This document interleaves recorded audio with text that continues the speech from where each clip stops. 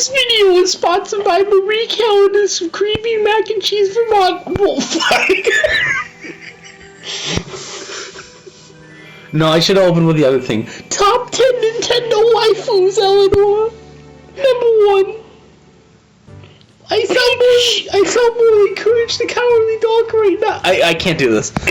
I just realized I'm gonna listen to this in like 2 weeks and I'm gonna hate myself. Oh yeah, you're gonna regret it. Oh gosh. So this podcast we would describe today as just kind of a shitload of fuck, Eleanor. No, stop it! Stop doing that. I know it's in your head. Think about Eggman selling products, like we did earlier. Get a load of this beautifully upholstered car.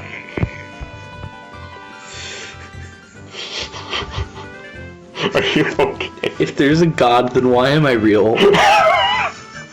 Because Wario's real, therefore you're a substitute. Wait, why am I a substitute if he's real? Because we need a lesser definition of Wario out there in the world. Okay. A lesser, not definition, what are you fucking talking about? This is incomprehensible. We gotta just start the show, bro. Alright, well, let's just get right into it with our fucking... We're just gonna talk about a myriad of shit, a variety, because there's been a lot of little news that we haven't talked about, and a couple of games. Well, one thing I actually want to bring out is something past we discussed, the whole Emio thing. Funny! Can I just say, though, that I'm not super, disappointed what it was ending up being, because it was still kind of a neat tie-in for a game that they just didn't explain it at first, and it's like, oh, that's interesting, and it's like, it just, the execution was kind of like a little disappointing. It's like, oh, well, it makes sense to be what it was. It was, what is it, the Famicom... Detective Club, yeah. Yeah, Famicom Detective Club, and it's like, I will say this, that does make me want to figure out, that does make me kind of want to play it if it were on sale. Hey, I did have some waning interest in it. Yeah. So, it did its job to waning means mind. It was lessened. Oh, it piqued my interest. Okay. That's what I meant. I'm mixed on it, because, I'm part of the 0.2% of the population that likes visual novels, but for the 98.8% that... 90... I think you mean 99.9. No. Not point, not... Oh! Kill me. Drew hasn't had sleep. The majority of the population does not play visual novels. Yes. And I think when you see something like that, and you're like, Nintendo's making a horror game for the first time since Eternal Darkness in 2004, and then they get visual novel with Anime Girl. Did they make the Fatal Frame games, or was that a different company? I don't even know if they own the IP. Koei Tecmo, I believe, makes Fatal Frame. Okay. It has been associated with Nintendo before, but these days it's multi-plat. Yeah, I know that, but it's just I was just curious because Fatal Frame, that's kind of a spookier genre. But it's definitely a horror game. It's one of the few horror games, outright horror, that's ever been associated with Nintendo. But when you see this, when Nintendo just posts this ominous thing, you're thinking, Resident Evil shit. And yeah, Silent Hill. Yeah, I'm thinking, Outlast. Bro. Some, just walk around, detective shit, and you're just like, oh, man, what's going on? But then, it's visual novel. So I get it. It's not for everyone. I'm not saying, why couldn't you make a completely different game? This isn't up to my taste, so don't release it. But, it worked, right? It got people's attention on a visual novel, because otherwise, if they just came out with a trailer for Famicom Detective Club 3, it was getting 28,000 views max. Yeah. Globally. The thing, too, is that, I think it was different because we I don't know if I want to say it like this, but for Nintendo news-related stuff, we haven't been particularly overhyped on anything. Like Echoes of Wisdom, I was excited for. I was really happy to see it, but I wasn't like super invested, like spending all my time looking up like trailer analysis and everything, and like I wasn't doing that. And I don't think that there was any really Nintendo game that was like that. And so like when this like weird cryptic thing gets posted, you're like, ooh, new game. Like I think it was also just the fact that like our attention was drawn towards it because there wasn't something else for us to focus on. If not, then this might not have been such a big letdown. It might have been like, oh, it ended up being this other thing, whatever. We still got this other thing to think about. Because again, there was no. Was it that direct in? What was it? June that they said that there was not going to be no talk of Nintendo Switch successor stuff until like next year. Yeah. Yeah. So like that was kind of like an instant buzzkill for a lot of people, and they were just like, oh man, we're not going to get news on this until next year. So I mean, I get it. I'm not like mad or anything. Like Yeah. Again, I like visual novels, and like if it gets more people into the genre to like kind of respect it. I do. I don't regret our podcast at all, though. Oh no, it was a fun discussion. Yeah, because that's something that's always been on my mind is like, you know, terror versus horror and everything. It's just like which is truly the more impactful. But as far as like just what the whole MEO thing ended up being, MEO the Smiling Man, Famicom Detective. I'm fine with it. I realize some people may have been upset with it. I mean, I haven't heard anyone talk about it, and maybe that's a sign of like, oh well, the marketing was good at first, but then it flopped. Because it's Famicom Detective Club 3. That's why, you know. I will definitely buy it when it's on discount. I think at this point, I've played so few games that like my backlog of stuff I wanted to play more immediately is kind of growing.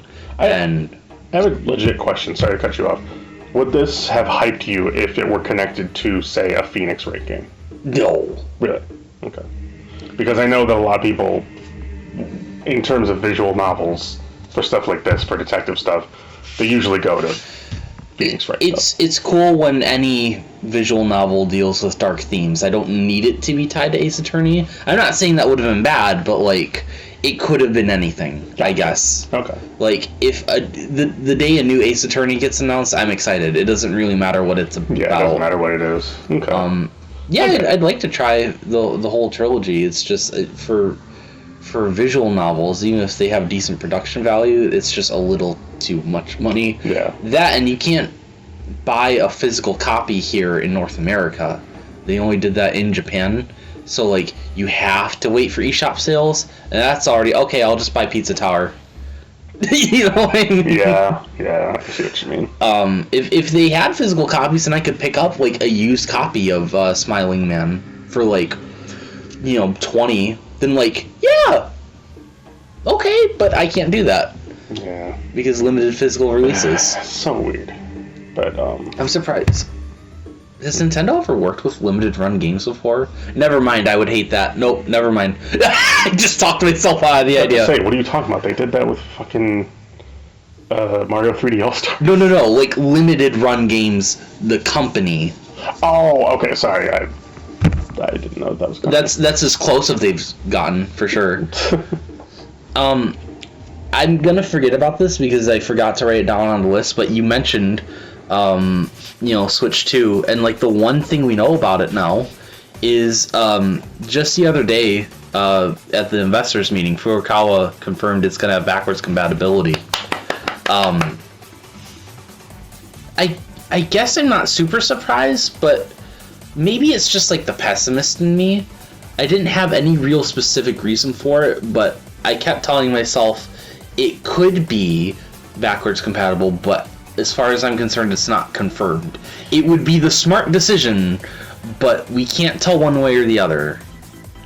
I'll just throw my hat into this, or my note into the hat, where it's like, I knew it was going to be backwards compatible because there is such an extensive library of games on the Switch.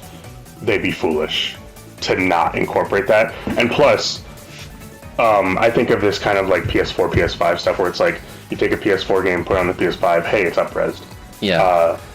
They'd be foolish not to just up-res their game. Like, it'd be really stupid not to say, hey, you know that tiny screen that you guys are always complaining about on your Switches? We made it bigger, and also you can play it on this. Because if the leaks are true, then the screen is an inch bigger. Yeah. And it'll probably run at 1080 instead of, like, it varies from, like, 720 to like 900. It goes like as high as 900.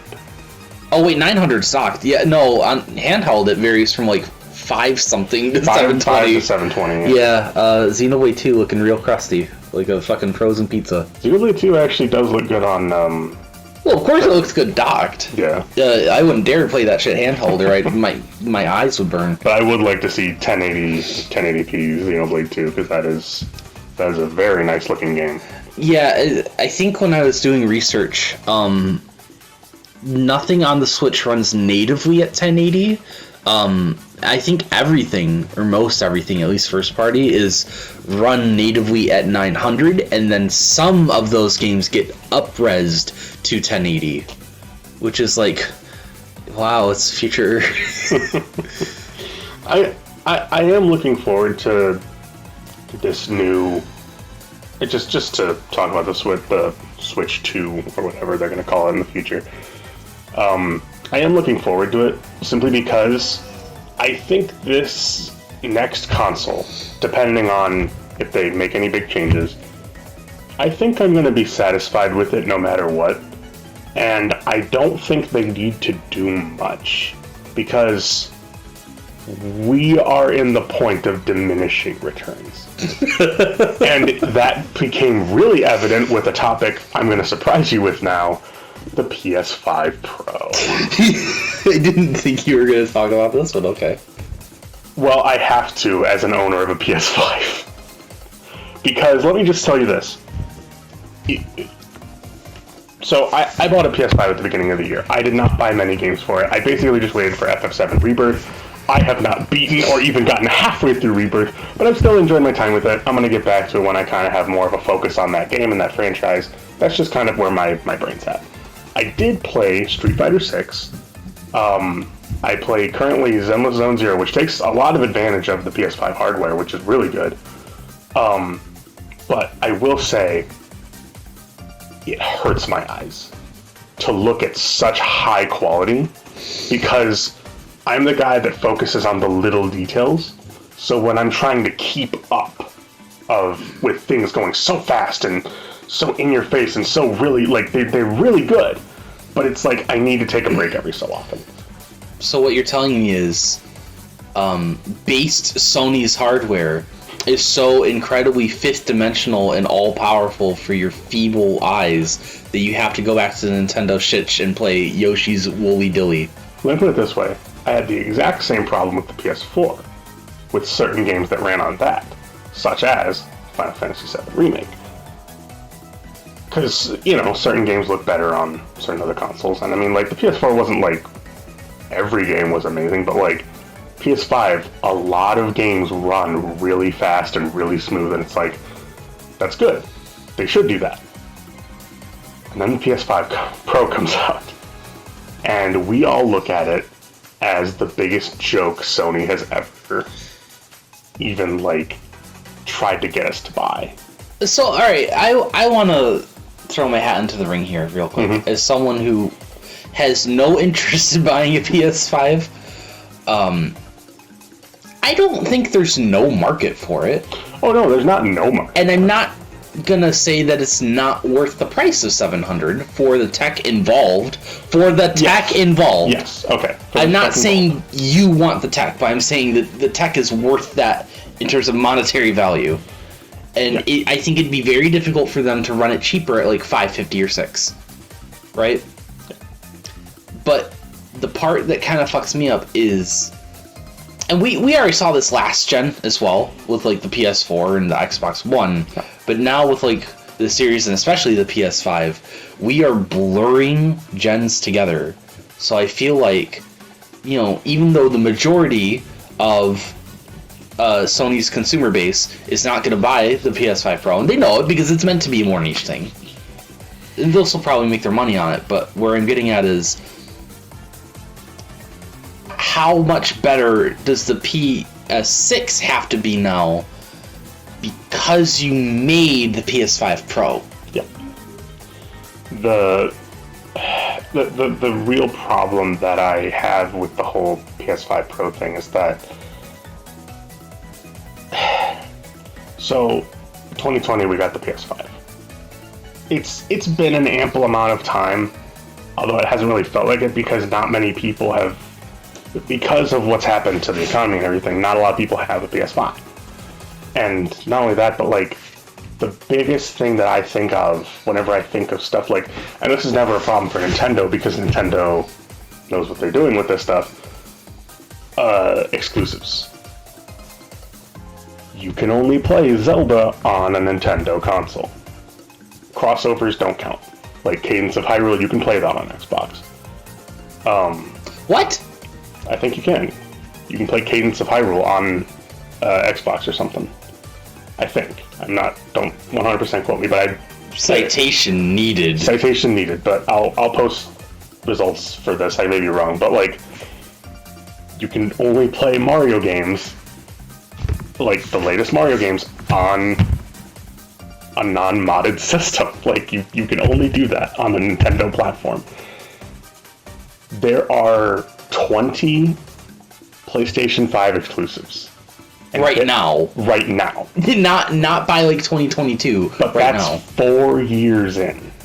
And that's kind of the problem. And another big problem is they're not all hits. Yeah, half of them are very redundant. Last of Us Part 1 remaster after Last of Us 1 got remastered.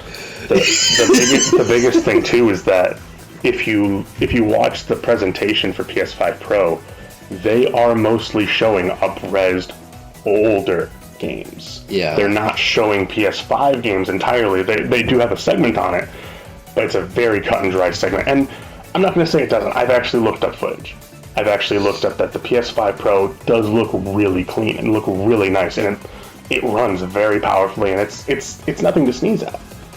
I just think that it's either too soon, or I think this should have kind of waited for a PS6, maybe 3 or 2 or however many more years down the road, because the whole point of pricing it at $700 is, and when you look at it, it's kind of a steal too, because it's like, okay, you have this expensive, amazing hardware, and you wanted to get it into people's hands. That's the point of, these high advanced consoles. The problem with that is this isn't getting it into like the masses' hands. This is like for like Sony fans, for like fans of really high fidelity things, and it's like at that point though, you're kind of cutting dry on why not just buy a PC. Right. Because a PC will get Sony's exclusives like a year later after the games come out anyway, which is like, see, these are problems that Nintendo doesn't have to deal with. I can shit on them every day for like Wii U and Virtual Boy and shit, but like, oh yeah, Nintendo's not perfect, but like they keep their version exclusives. Yeah, they hold onto their IPs like a raging hard-on, and they do not let go. Which, on one hand, I know a lot of people are upset about that, but like this is the problem. Business. On the other hand, it's like, it's business. You got to think about that. You got to think like, okay, if we put this stuff, if Nintendo were to suddenly say, hey, all our IPs on Steam, we did it, we finally got it out, who's gonna buy the Nintendo Switch 2? Exactly. Especially when you hear that, like, oh, it does, not every game runs 4K. The new Pokemon doesn't run 4K. Yeah. Okay, I'm gonna wait for a day one mod to come out, because that will inevitably happen with a new Pokemon game. Yeah. And oh, look, now I can play 4K even with like online multiplayer and mods and stuff. And it's like, who's gonna? It's business. It's total business, and you got to think about that. And that's why I'm baffled at the PS5 Pro when it's like, you already have version exclusives on PC, and PCs are generally the same price as the PS5 Pro. And even if you trade in your PS5 for, say, a PS5 Pro, that's still a difference of like $300. Yeah. At that point, just spend a few more hundred. Yeah, spend a few more hundred on a PC. On like it's worth it to just look up the knowledge. Then you can play more. you know, a PC, like, not only that, but like Steam is just so expansive that you're just like, you're better off getting a cheaper graphics card, as well as like, because then you can just play it whenever you want and there's no limits. And so it baffles me how this, it seems like such a misfire, and it's not a misfire, but it's like, it's such a, it just feels like they're shooting themselves in the foot. Well, it's okay, Ryan, because there's one thing that the PC and PS5 Pro have in common. No disk drive! Yep. Disk drive. That's... Remember when you... No. I don't remember, Sony said softly. I remember someone saying, and this was actually a really good point, let's say this PS5 Pro came out, because here's the thing. Do you remember how expensive a day one PS3 was? Was it 500? I believe it was $600. That sounds familiar, yeah. So it was $600, but do you want to know what came with it? The promise of 3 generations of PlayStations. That whole library of games was on the PS3. Right. Now imagine this PS5 Pro comes out and says, we're going to have the whole library of PlayStation exclusives. Then I could see that being a selling point. Because then you're like, that is 5 generations of a library. Like, but they couldn't even do that realistically. I know this is hypothetical. I know, but it's like... all the PS5 base players could complain. I get that, but I'm just saying, like... A small working effort to justify that touch and to justify that price. But again, PS5 Pro, I'm not in love with it. I don't hate it. I think it's just like, if we weren't dealing with 5 other problems with Sony and the PS5 in general right now, and they came out with the PS5 Pro even at this price, it'd be like, okay, yeah, fine. It's for a more niche market. That's fine. It's still gonna sell okay. But like, because we're dealing with the regular PS5 4 years in and barely any exclusives, because the PS5 Pro doesn't have a disc drive, because people are not really seeing the value in like PS Plus anymore, because this is the second generation where we're blurring the line between generations, and companies have to try harder for a new generation to mean anything in the first place. It's all this is adding up. Yep. And it's not in favor of the PS5 Pro, which is a shame. It's a shame, and I keep in mind, I feel like I said this before. I got my PS5 refurbished for, I believe it was $440 in total, and I feel like I paid a decent amount. I paid exactly what I wanted, which was very high, frame rate and graphics and everything, and I more or less reaped that reward. And it's like, I just don't see the point in going higher. I don't, like, even for stuff like fighting games, like, maybe my eyes just suck, but it's like, I don't see the point in, like, really focusing on it and just, like, hurting your own self in that process and everything. I don't know, but that's just me. I think really the actually only problem I have here, I actually love everything about the PS5 Pro. I've been wanting this whole segment, but you haven't played Astrobot yet, so like, it's pretty cringe, bro. I want to play Astrobot. It's just that I haven't had a job. Well, you're gonna get one. So day one, before you even get your paycheck, you have to buy Astrobot.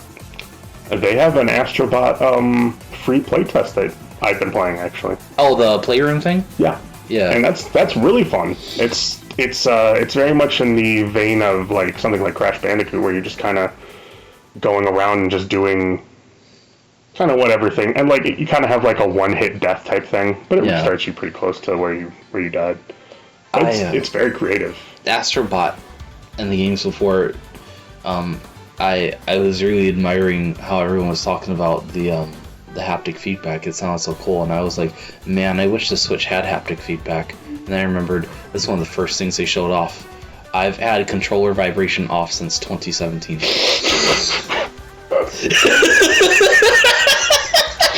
Wow.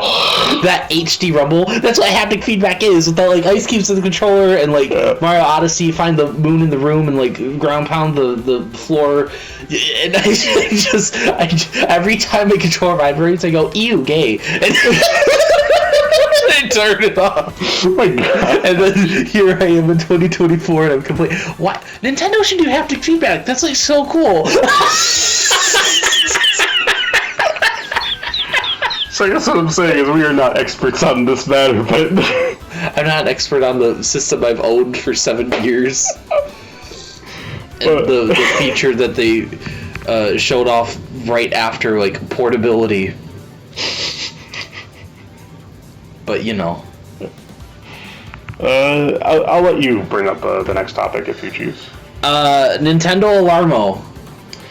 The only reason I'm bringing this up, did you see the news? What? It runs Doom! Yeah! What doesn't run Doom? I know, but like, you know, it's just funny. Cause what's the controller, boss? What's it gonna be? It's gonna be like hitting the Alarmo in certain areas. I just think that's funny. I'm not buying that piece of shit for $100. No one is. And if you do, then there's a problem with you. No, I understand why it's $100 though, because like one, it's more than just a literal alarm clock. 2, it connects to the internet for like updates, and 3, it's a collector's item. Yeah, it's mostly a collector. You know, you're not buying this right off the shelf day one. You're getting it for your kid for like Christmas. You use it for your. You have an alarm on your phone. Everyone has phones. You don't. Did I tell you about what I did? What? The day, or no, not the day. It was actually before. A couple days before Nintendo Alarmo ended up getting announced by coincidence, I decided to set my alarm to the like end of day jingle from Pikmin. Yes, I remember you telling me that. And then Alarmo got announced, and I realized I had psychic powers. But more importantly, they showed off a Pikmin clock. And I said, that's so cool. I have that for free. Yeah. Goodbye. But, you know, the thing is, I don't understand how I could have gotten that song on my phone at that point in time, because, how do you like download a Nintendo song onto your phone? You can't really do that until now with Nintendo Music. It's a piece of shit. So we're gonna go right into it, and Nintendo Music is such a weird thing. Like, can I just say my one piece on Alarmo is that like I can see kids having fun with it because I can see them being creative with it. Because what was the one thing that they showed up, which was like Mario, and you can like get coins or whatever by just like moving. The what? On the Alarmo thing, like once your alarm rings. Oh yeah. Starts like Jump Up Superstar and like stirring to get out of bed. It makes a coin sound. I can see kids having fun with that by like having the alarm go off and then like pretending to get coins and stuff. I can see that as something I would have done as a kid. So yeah, there is a toy aspect to it, and so I think that depending on how your kid plays, that is something that could be fun. I also like I thought it was pretty good and cheeky that like the Zelda one, it's like open your eyes, and then oh, that's so corny. But then if you don't get out of bed, it's the fucking Guardian thing. It's like that's the last thing you want to hear. Yeah. As a Zelda fan, but fucking I just thought that was funny, but I still, as a quick aside, I still have no idea what the like you have to get up now thing is for Animal Crossing, because they retired Rossetti yelling at you like 2 games ago. So like the only other thing I can think of is just the swarm of wasps Bro, I'm not trying to hear that. That would give me such horrible anxiety. Gosh, that would suck. But, like, what else is it gonna be? It's not gonna be a town that going... Like, it's gotta be intense, right? Yeah. I'm expecting some Fury Bowser shit, and the Wasps are the closest thing Animal Crossing has to that. But, going on to Nintendo Music. So... Nintendo Music. Kind of defeating the whole Alarmo Purpose thing right then and there, just because, like, yeah, get woken up by Nintendo Music. It's like, okay. And then you just release the Nintendo Music app. I didn't even think about that. Yeah, like, I don't know, it just, and it came out, and our first, like, game soundtracks that we got were Pikmin 4, Pokemon Scarlet and Violet, Splatoon 3, Animal Crossing New Horizons, Kirby Star Allies, Super Mario Odyssey, Mario Kart 8 Deluxe, The Legend of Zelda Breath of the Wild. We got Super Mario Galaxy, Wii Sports, Wii Channels, Tomodachi Life, Nintendogs, Metroid Prime, Fire Emblem, The Blazing Whatever, The Legend of Zelda Ocarina of Time, Star Fox 64, Donkey Kong Country 1, and Super Mario World 2. This is just a launch. Yeah. Kirby's Dream Land, Dr. Mario. Game Boy, not NES, for some reason. Yeah. Metroid Famicom, and Super Mario Bros. Oh, and just as a quick correction, not Tomodachi Life on 3DS, Tomodachi Collection or whatever. So there's there's a Japan-only game that never saw any release in the West on here, which is cool. I like it. Later, we'd end up getting Super Mario Bros. Wonder, and we'd get we got DKC 2. Yeah. And they just came out with Wii Sports. Oh yeah, I forgot I included that in the original. But let me say that real quick, because this was announced. Was it 2 weeks ago? About 2 weeks. And you know, we immediately worried that they were not going to upload albums at a quick clip. It's been 3 albums within 2 weeks. I think we're going to be fine. No, and you know what? I think the thing that I have been really like hard on with them is like, this is actually a pretty good selection for what to expect in the future. Yeah, it's a sizable amount of Nintendo Switch games, which is what you want. Yeah. And they even show that you can go by platform. Wii, Nintendo DS, GameCube, Game Boy Advance, Nintendo 64, SNES, Game Boy, NES, and it's like, okay, and then they chose some oddballs. Game Boy Advance, Fire Emblem, like, that's the one Fire Emblem thing that you get for now. And then the one thing for GameCube, Metroid Prime. I think that's an excellent pick, though. It is an excellent pick, but it's like, it's the one thing for GameCube, and I know a lot of people love a lot of GameCube games. Yeah. So it's just funny. And then, like, just the variety, too. Like, Wii Channels was one of the first things. Yeah, like, Wii Maker and Check Me Out and, like, the Weather Channel. And it's like, the more I think about it, the more I think about this lineup as, like, we want a sample of everything so people don't worry that we're not forgetting something. Yeah. And it's like, yeah, Tomodachi Collection. Who the fuck would know that game? Like, right, outside of Japan. Outside of Japan. And you're like, Nintendogs. It's like, forgot it even had a soundtrack. It was just ambience. And you're just like, so like, I think these are all, and like, another thing, Metroid, and then Metroid Famicom. Yeah, like, I forgot that the Famicom's music sounds different. I didn't know it was than different. The NES. Yeah, I didn't even know that. And so like, they went through a lot, and plus they're including like, I think they knew this too. They're like, we want some really like iconic tunes right off the bat, as well as some like tunes so people know we're not forgetting. They put Ocarina of Time right on there. Yeah. Right first day. Within 2 weeks, Donkey Kong Country 2. Yeah. Metroid Prime, obviously a very good pick. Mario Galaxy, one of the best soundtracks, and obviously the Nintendo Switch lineup. But it's like, they chose a very specific set of songs to be like, it's because I can see Nintendo fans going, this isn't what we wanted it all right away, this is what we like, well, why can't we have this, why can't we have this, why can't we have this? The thing that I am thinking about is like, again, we go to that boardroom, that Nintendo meeting, they're like, okay, let's start up a Nintendo music department, what do we got?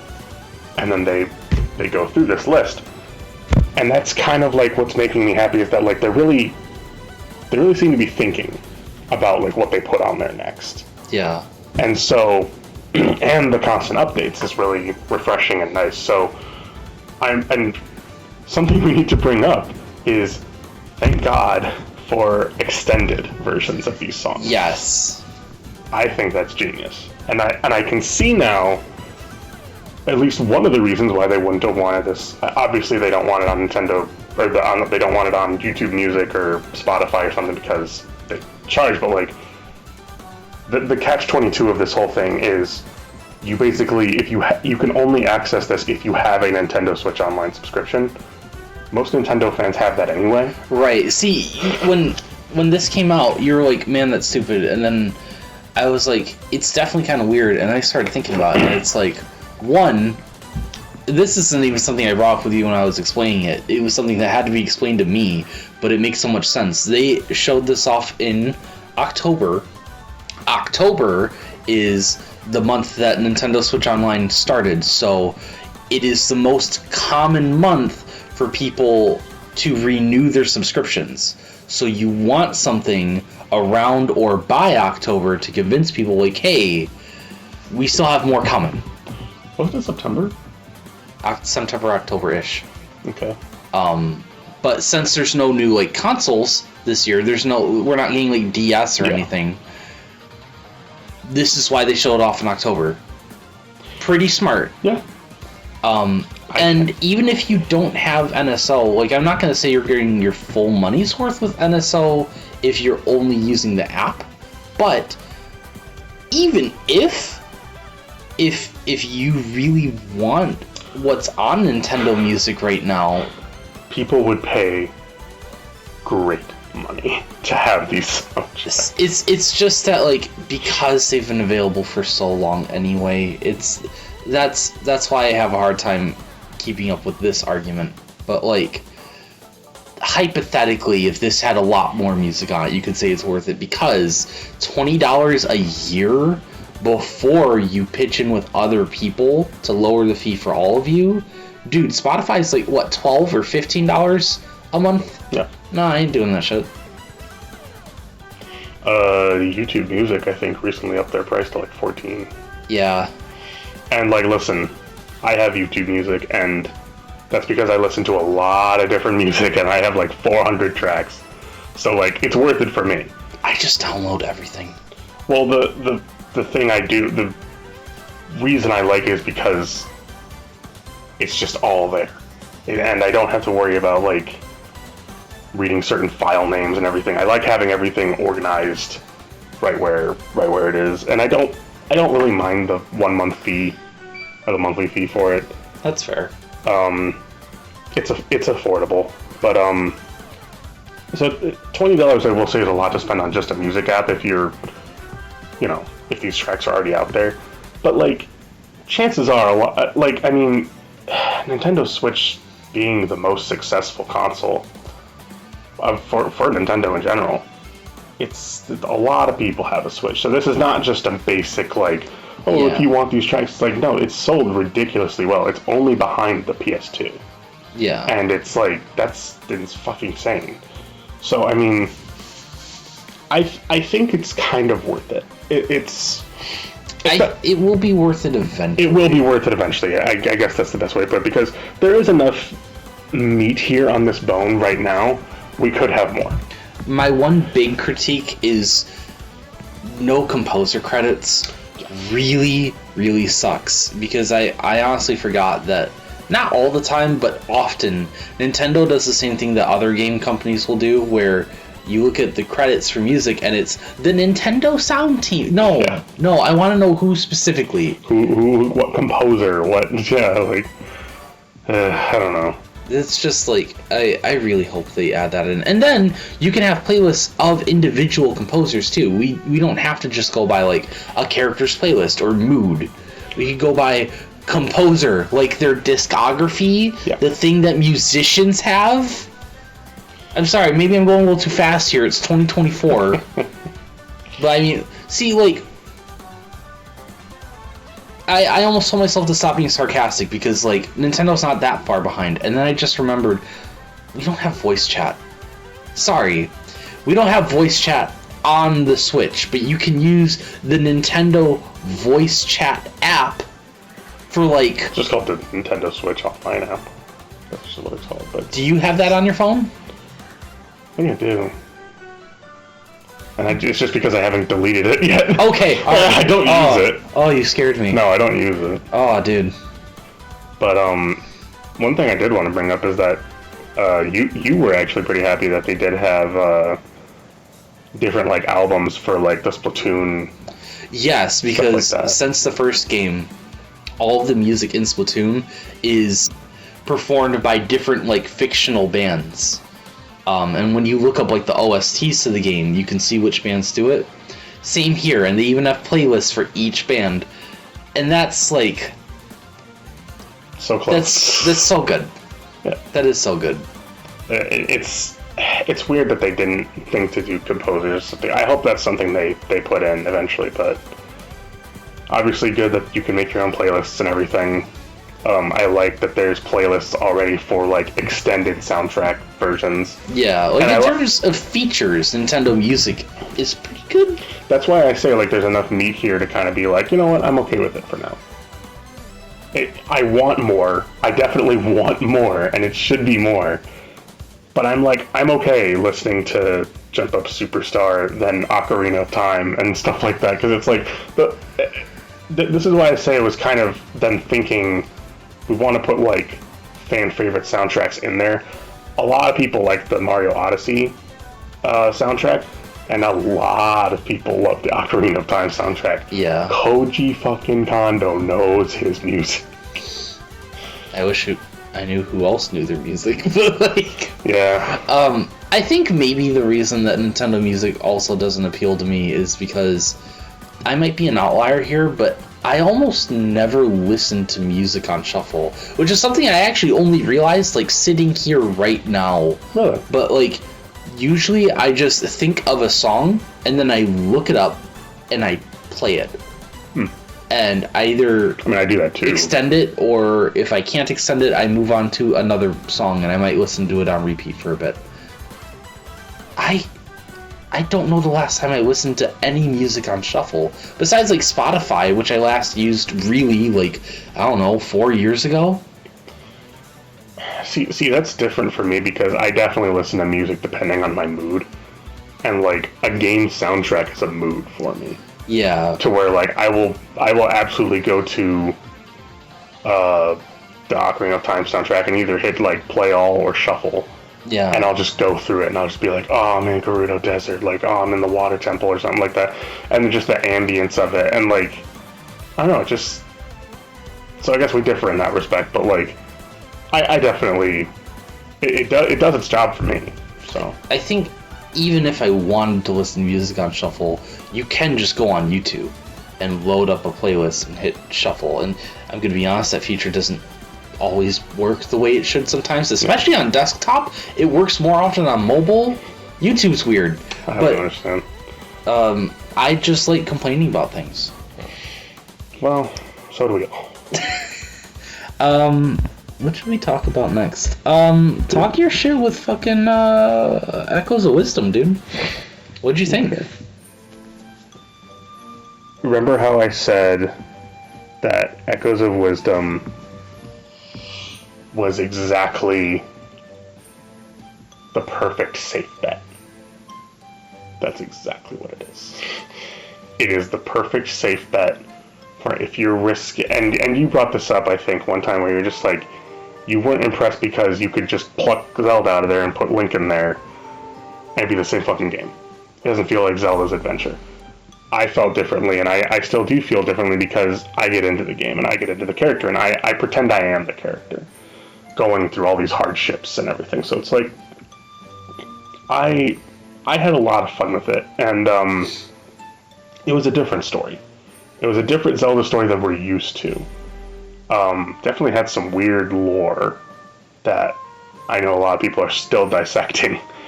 But it was really fun, and the best part about it was just the varying playstyles of, like, you could either fight with your echoes, or you could, use them strategically and run.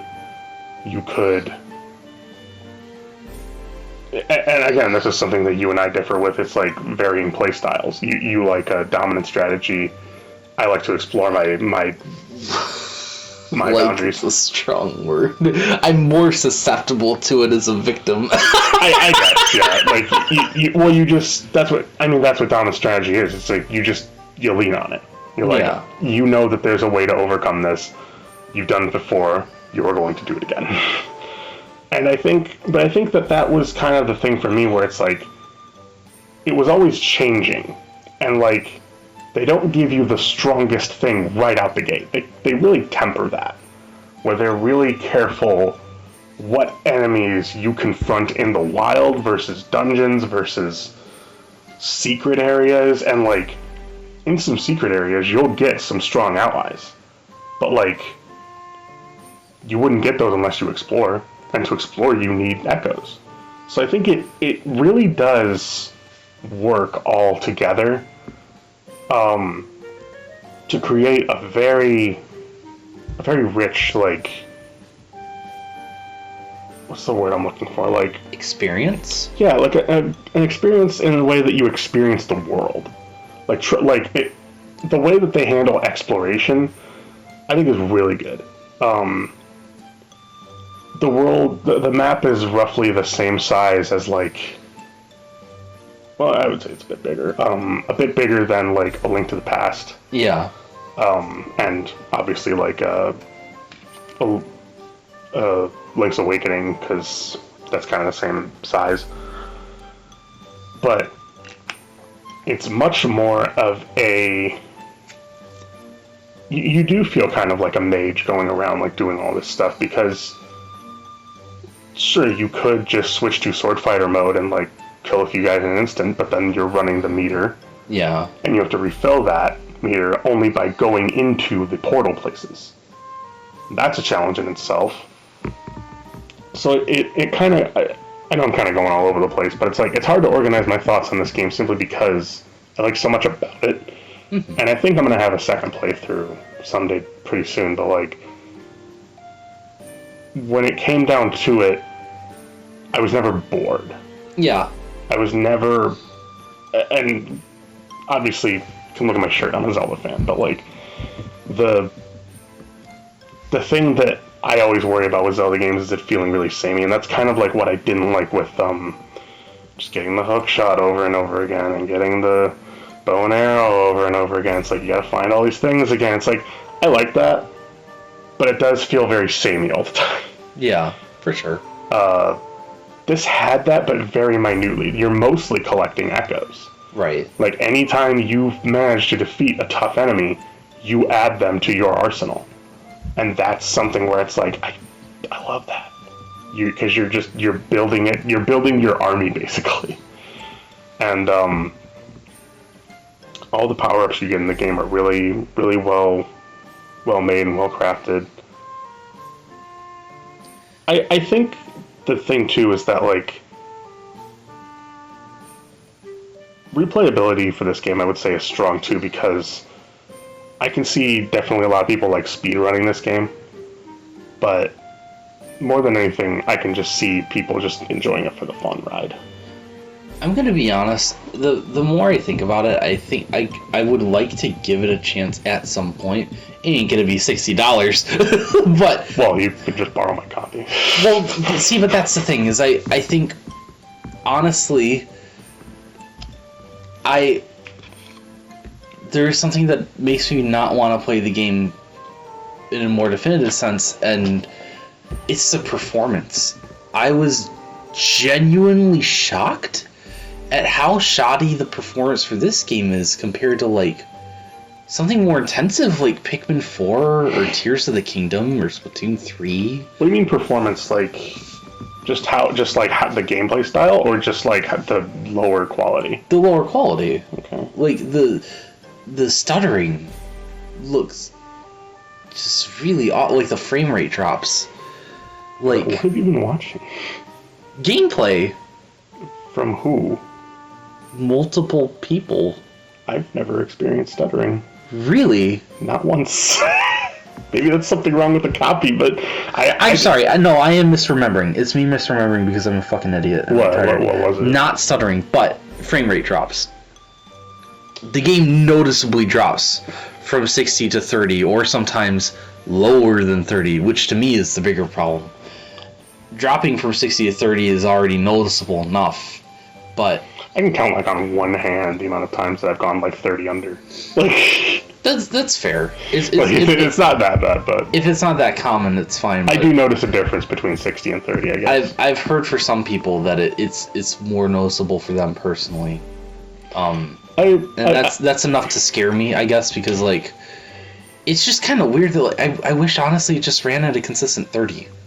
If you couldn't get it to run, see, but if they can't even do that, I don't know. What is it about Echoes of Wisdom? Why this game? That's what's driving me crazy more than anything. It's not so much the issue itself, but why is it this fucking game? Like, oh, the lighting engine is like something we've never seen. It's fucking plastic toys and plastic trees. I really think you just need to play a bit of this game because it's not as bad as you're making it out to be. No, I'm sure, but graphic problems also bother me more than most people. Well, when you're saying all this stuff between like frame rate, like I barely notice.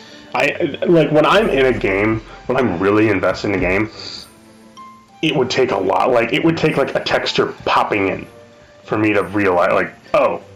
No, frame rate drops bother me more than they bother you because it was not a major issue, but it was a minor issue I had with Kirby and the Forgotten Land.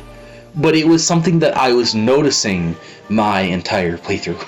And I didn't mention it once. Not that it hampered my enjoyment of the game, but from how people have been talking about it at least, and you know, sure, like maybe it's inaccurate and maybe I'm just going off hearsay, and sure, maybe if I play the game in my own time at some point, I'll find out that's not the case. But from what I've heard from people that I think have no reason to be lying or exaggerating, it sounds like it's worse here than it is with a game like Forgotten Land. And for a game that I'm already, like, iffy on whether or not I'll even enjoy it, I think that's why I'm more trepidatious about the graphic quality, is because it's not the only thing I'm worried about with Echoes of Wisdom. I don't even know if the game itself would appeal to me as much as I'd like. So let me put it this way, and I'm kind of putting myself back in that mindset. The only times that the frame rate really dips that I can remember are when you are in a room that is just chock full of enemies. Yeah. You are rarely in that position.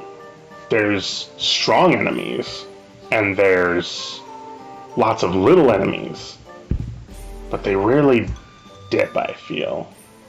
And I'm not trying to say like, oh, those guys are liars or anything. This is just my experience.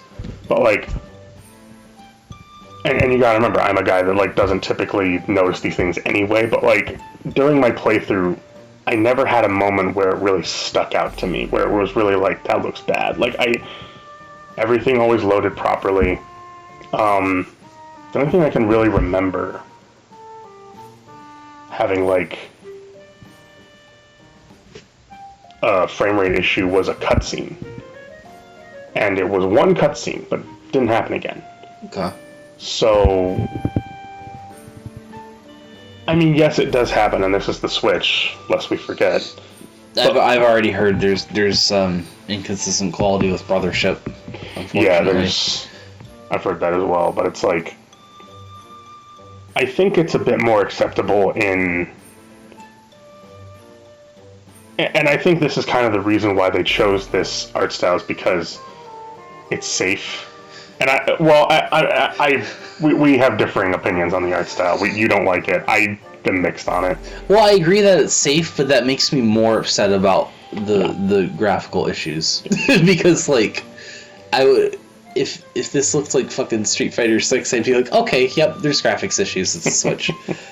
I'm playing with fucking little people playsets. You remember those? Remember when you were taking the farmer to the store to get some fucking, like, groceries, and the frame rate dropped on your fucking hand moving the piece? That'd be scary. Delivery 0 out of 10. Punchline 10 out of 10. Total score I just imagine 20 out of 10. I just imagine like a hand like jittering like forward.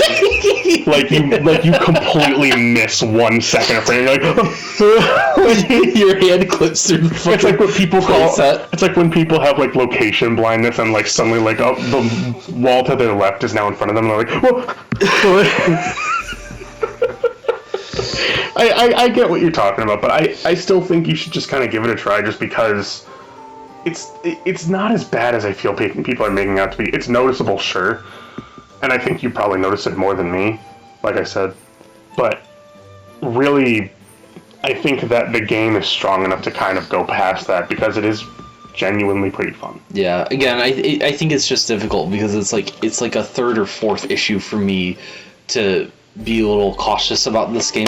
I'm also already doesn't appeal to me as much as other stuff I want to play right now. I'm also a person that's more invested in story, and you know I love me some Zelda story. So like when a new Zelda game comes out, Zelda's the main playable character, there's already a difference in story there, and there is a difference in how the story plays out in this game versus other Zelda games. So it's like, that already is like, I'm invested. I don't know what it is about Zelda stories that don't get me that interested. Like, they'll have their moments. You know why? You never played Ocarina of Time. Do you want to know why that game is such a masterpiece in quotation marks? It was because that story got a lot of people into Zelda. That was what it was, basically. What the fuck was I on? I said I'm not that interested in Zelda story. How did I get here? You weren't. Well, no. How did I reach this train of thought? It was because we were talking about. I was saying like I'm more invested in story in general. Yes, that's right. Okay. I'm just more. You are. I don't want to say you're more invested in gameplay in general, because I know you can enjoy a game story, but it's like I just love Zelda's story because I think that game was kind of what got me into it. That's all I'm saying. I'm not trying to. No, I get that. Folate Ocarina for the millionth time. It's like, the only thing I'm trying to say is like, Ocarina had a really solid story, despite how flawed it was. The music and everything accompanied with it. And so like, I think Zelda fans, much like Sonic fans, are trying to chase that mystical dragon of, we want that perfect Zelda story. See, now you related to me. And fuck you. Because I've been chasing that mystical Dragon? Death Egg robot. Okay. I don't know. Well, tell us how chasing that mystical Death Egg robot has been. After this commercial break.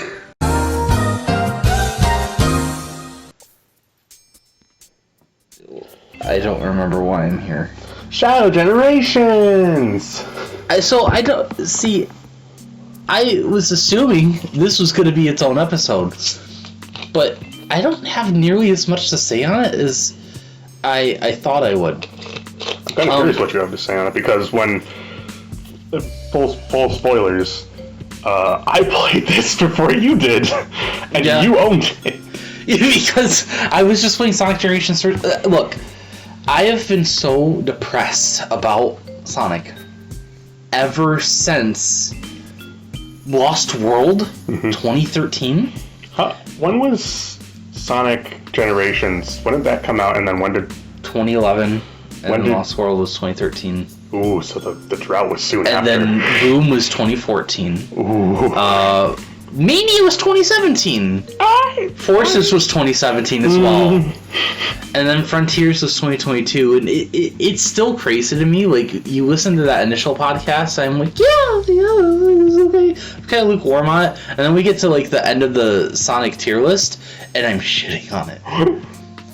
But I really did. I had gone back to the game very recently, before we recorded the tier list episodes, and like I just like anything I really respected about Frontier, it lost. Yeah. I just think it's a very like I spent $60 on that. Yeah. Like, who am I?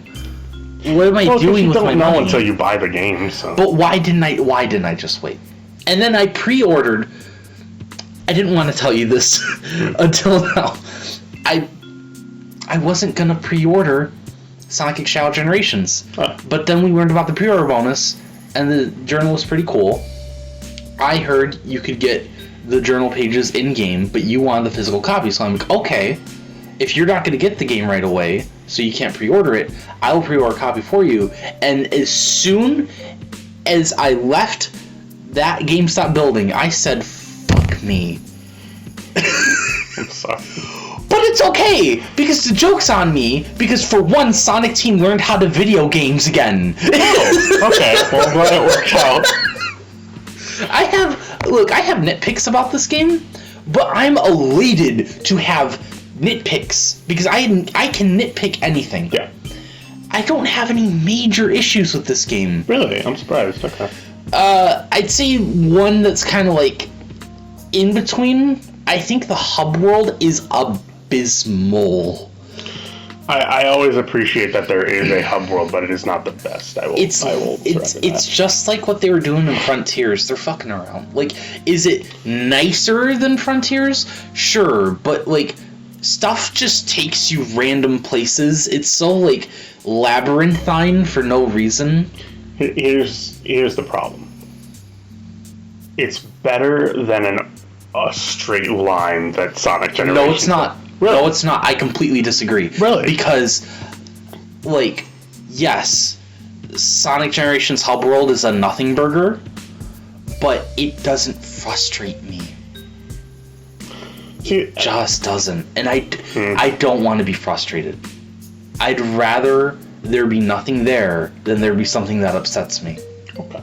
And I think it's more upsetting too, because like the hub world, like I see the effort that was put into it, you know. I'm not saying that they're lazy with it, but it does not appeal to me at all. And it doesn't. I was already like very doom and gloom about like what the next Sonic game would be, but knowing that we're going to continue the open world format, Shadow Generations hub world does not make me any more excited. Because like I figured the hub world here would have been a big step up from what they had in Frontiers. Not really. It is nicer to look at. That's the baseline of what I expect. Structurally, it's shockingly similar once you ignore the graphical difference in the games. What would you say is your biggest problem with the open world itself? Because when I was playing it, in Frontiers or Shadow? Shadow. Because when I was playing it, I didn't mind it too much. I hate. So I could just repeat myself here. I hate the starts and stops with 2D and now 3D in an open world sense, where it's like you can't just double tap A to do a homing attack and go forward if the platform is starting to go forward. No, you have to wait for that platform to come back, and you're like, yeah, well, you just groan in, and you're like, they gotta stop with the moving platforms. I noticed that in Sonic Generations Hub World too. Yeah. They started fucking around with slow moving platforms. It's like, why bother? It's an open world. Don't fucking bother with the slow ass moving platforms. Yeah, unless it's like a story thing, and then even then, like, just don't even fucking bother. That's not. Yeah, Black Doom causes the slow moving platforms because he wants Shao to get upset, and that's part of what's helping Shao awaken his 2 powers. Is slow platforming. It's the only time in the game he says, "Damn." What is this? The PlayStation 1? Kirk Damn said softly. But it's just fucking. But So I'll agree with you there. It's not perfect, and I don't like that particular element of it. But I did like going around and getting collectibles for the most part. I thought that was kind of fun. It's just that, like... see, that was almost fine until... See, my whole goal with the hub world was, even if I wasn't going to unlock everything, I wanted to unlock all of the music. Yeah. I'm like 6 songs away. I can't do it because... no minimap kind of sucks, but like, okay, you could just pause and the map's right there and you can zoom in and whatever. Fucking the treasure chests that you unlock stay on the map. So I've got like 80 treasure chest icons and none of them are telling me where the new ones are because the new ones I want are not on the map. How? It's 2024. Every 4 steps forward feels like 8 steps back. It's so weird. You think we would have learned hub maps by now? Yeah, especially given frontiers. Sorry, I just turned into Daffy Duck. Sorry, Sonic does that to me sometimes. Of course, Sonic Team, you do realize. I don't want the fucking Werehog with this dollar store general God of War ripoff combat. Sorry. Can I infuriate you further? I told you I'm a part of a Dragon Ball Z server. I told you I didn't need caffeine. Wait, what? I told you I'm part of like a Dragon Ball Z server of people, and they recently had a poll for which Sonic game would you want to get a remaster, and he put like 4 options on there. What are the options? I'll tell you the correct answer, and then you'll tell me the answer people voted for, because I know they'll be different. Well, so it's Sonic Adventure, Sonic Adventure 2, Sonic Heroes, and Sonic Unleashed. Oh, SA2! SA2 is tied with Sonic Adventure. Okay. But he wanted Sonic Unleashed. I also understand that. I just, like, I would rather just erase Unleashed from history and remake it with Werehog. Because I think everything else there is fine. Isn't that weird? You would take the one game that has like, hey, you know that special thing that you guys include? Just get rid of that. Just get rid of that. But that's why I specified I would erase it from history, because if I were like the CEO of Sega, I would not like greenlight a new version of Unleashed without the Werehog, because then I feel like I'm insulting the fans. Erase it from history so that no one has to be disappointed, and then you just get this cool Sonic game with like no strings attached. It the thing too is that like, just getting back to Shadow Generations, when I played it at your house, we were... I don't know if you were thinking about this. I thought about this in retrospect. Where the fuck was Emerald? I think the reason that he's not in Shadow Generations is because he's such an obscure character, and I think they came up with the idea for the animation after the fact, and someone said, hey, this would be a cool idea. Which, like, you know, yes, it's disappointing, but, like, I understand... you know, I don't think it'd be a more elaborate reason than what I came up with. So it's just weird to see him in the promotional stuff and then not see him in the game at all. Yeah. So it's just kind of weird. But it's not like he ties into Shadow's story that much. Well, you feel besides battle. You feel like he's going to, because they have like a mini like confrontation in that trailer. So you're just like, oh, is this leading to something? And it's just nothing. Yeah. But I remember playing it and thinking like, you know, this is pretty okay. I was learning the controls. Obviously you watched my face when I just lit up at Kingdom Valley. It's the best level in the game. Act 1 and Act 2. I think both of those are the best levels in the game, actually. Kingdom Valley is just such peak for me. Like, it is absolutely the top of the mountain. I don't think anything... Like, I still go back and... I recently went back and played Sonic Adventure 2. And I played City Escape, I played Final Rush, I played Metal Harbor and stuff. Kingdom Valley is just where I hang my hat. Kingdom Valley Act 1, like, in Shadow Generations, that might be, like, the new best boost level. It's and, definitely one of my favorites. There's some close contenders, man. Like, Unleashed has, like, Jungle Joyride and Skyscraper Scamper. Generations has, like, Modern Seaside Hill and Sky Sanctuary. Like, those are all, like... like cream of the crop. Kingdom Valley Act 1, I need some time on it. It's a contender. Just, if anything, for the feel, for the scope of it. Kingdom Valley, I feel, was such an ambitious stage, and it's just like stuck in such a garbage game.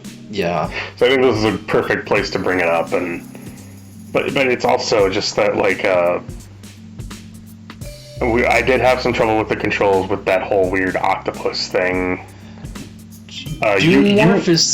You figured it out better than I did. It took me a sec. I figured it out on complete accident. Yeah. I would have never done what you did, and then like once you told me, I was like, oh, that's what? It feels like such an unnecessary obfuscation of like simplistic controls. Like, just honestly, it doesn't need to be in the game, period, because like I think they just needed like one more power to throw in, really. Yeah. And I don't think you need that. You have Chaos Control, Chaos Spear, the multi-target Chaos Spear, Doom Wings, and Doom Surf. You have enough. Mm-hmm. You don't need to bloat the game with something unnecessary. But again, they don't force it on you that much. It's like in a little bit of Chaos Island, it's in a little bit of Radical Highway, a little bit of Hub World. It's in the final boss for a couple seconds. Barely. So at least.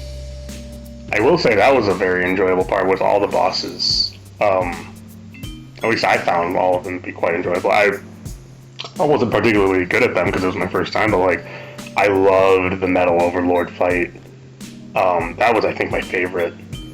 Mephiles was pretty good. Mephiles, just looking at footage and looking at you play, I assumed it would control worse or be a more sluggish fight. It almost ended too quick. It was actually easier for me than BioLizard, which is, I mean, like, if you think about what's happening in the story at that moment, I think that makes it cosmically funny. But I still enjoyed it. I don't think I loved any boss fight, but how often do I love a Sonic boss fight? None of them were unenjoyable. When I say I love a boss fight, it means I appreciate the spectacle that they are. Yeah, and like they focus on the spectacle here, and that's good. I would not call any of the bosses boring. No, which is the worst they could be. This game goes hard on spectacle. It really does. I wasn't super in love with the final boss, but that's because also I was just like, I just didn't feel one way or the other on it. I'd never fully beaten Shadow 06, so I'd never really... Oh, Shadow the Hedgehog, yeah. Shadow the Hedgehog. And it was just like, I was just like, okay, whatever. I thought it was cool. It's cool, yeah, but I understood all the others, so I had a point of frame of reference for like their boss fights and everything, and I was like, oh, sweet, the Metal Overlord is doing all this stuff that he does in the old game, but I was like... Devil Doom in this game is pretty much original, because he doesn't fight anything like Devil Doom from Shadow the Hedgehog, and you don't fight regular Black Doom in the first place, so that fight isn't referenced at all. It's pretty much just new. It's kind of like Metal Overlord. Like, it's just a new take on it? Yeah. Okay. There's not a lot that carries over, but that's fine. Okay. What are some other things you liked about the game? I kind of like that, just the story element in me. I liked that Shadow got to see Maria, and I guess spoilers, she got to see Maria and Gerald again. I wasn't sure how to feel about the story at first, but I sat on it for a bit, and I don't know, for a Sonic game at least, not only is this shockingly competent, it's more nuanced than I thought it'd be. Because it's like an emotional story. It's not just about Sonic does the thing. That's all that Frontiers was. That game was so boring. Oh my god. Well, Sonic Frontiers had the whole thing of like, it's a mystery. It's like, it doesn't, who cares? Well, that and the presentation of the story. Yeah. But here they do all of the presentation of the story. You know, it's still kind of loose. It's not a huge story, but you don't expect it to be. But like, I was so worried that they were gonna retcon like everything about Shadow's character. Not literally everything, but you know, like Yeah, most things. But not only does it continue where we left off, like it carries over almost directly from the ending of Shadow the Hedgehog, because you know we skip over 06, reset the timeline, whatever. Yeah. But like, it's not even something I realized until recently. But the ending of Shadow the Hedgehog does not have Shadow reconcile with his past. He throws it away. The end of the game is him on the Ark, and he throws a picture of him, Maria, Gerald. He says goodbye, Shadow the Hedgehog, and he walks out of the room. He is just forgetting about all this because Blackton reveals that he helped create Shadow, so there's even more tragedy than what Shadow already had to cope with, and he has to deal with all this like trauma bullshit from Eggman, like, oh, you might be a robot, I made like a million of you, haha, aren't I such a nice guy, aren't I such a funny little guy? Shadow gets so fed up with all of it that he says, I'm done acknowledging any of this. He closes off the chance of closure, which is a very unhealthy thing to do, and then that's all we got from Shadow besides 06, which like doesn't really carry over any of that. Yeah. But that makes sense because he just threw it away. So of course his story in 06 is going to be about something else altogether with like Team Dark and Mephiles, and that was good. And then we got nothing. But now we're getting a continuation of the Shadow the Hedgehog story, where no, you have to accept your past. You're gonna cry. I cannot fucking believe, like, unironically, the game ends with Shadow crying, because I've heard it was a mandate for years. It might even still be true, at least, that Sonic is not allowed to cry. Really? At least as of like the last decade, Sonic is not allowed to cry. There's a lot of other weird mandates. Like, they're not allowed to show money. They're not allowed to show money in the Sonic world. Okay. Lots of weird things. But, you know, I care more about the emotional stuff that prevents good character storytelling. They let Shadow cry. Because it's naturally what's going to happen when Shadow is faced with, yes, you have to remember your past. You also have to let go of your anger, allow yourself to grieve, and move on with your life. You can't just throw everything away.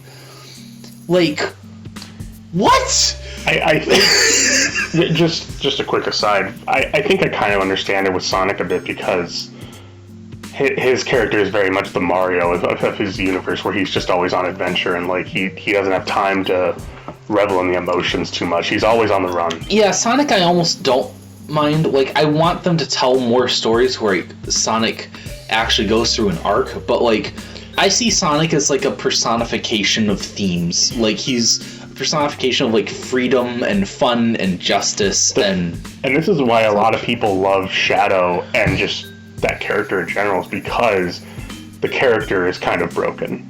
The character is very like split apart from his own, like, he struggles with his whole ideology of like who I am versus what people remember of me versus am I real, and it's like, yeah, who people want me to be. Yeah, and he's like, you know, that's why a lot of people invest more in Shadow, and like, but like just to not even like show, in parentheses, him crying, but like to acknowledge that it's a tear. He definitely like walked away from that moment of Maria and Gerald saying, fuck.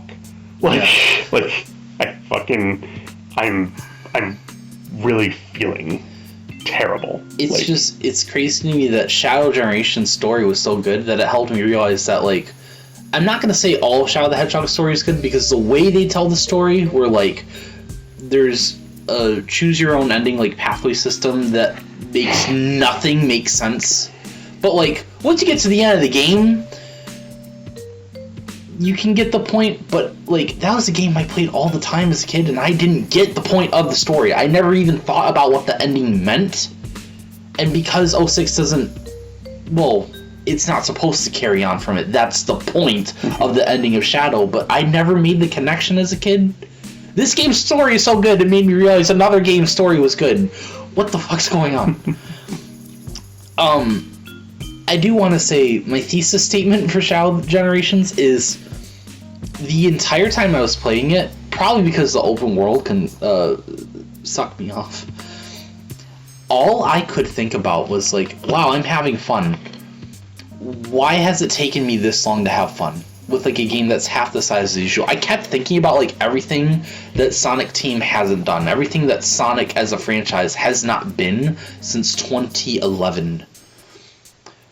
But I beat Double Doom like 2 days ago, and then last night I was just like replaying levels, and like I really hate that Shadow Generations is a game I would never start a new save file on again.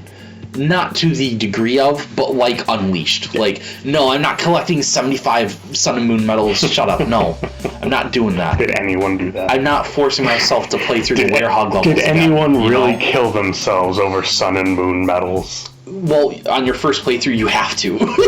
That's the problem. Not in the PS2 version, you don't. In the version with better presentation and another level, yes, you do. They hand that shit to you so fast in the PS2 version. Higher highs. Higher highs with the 360 version. But just,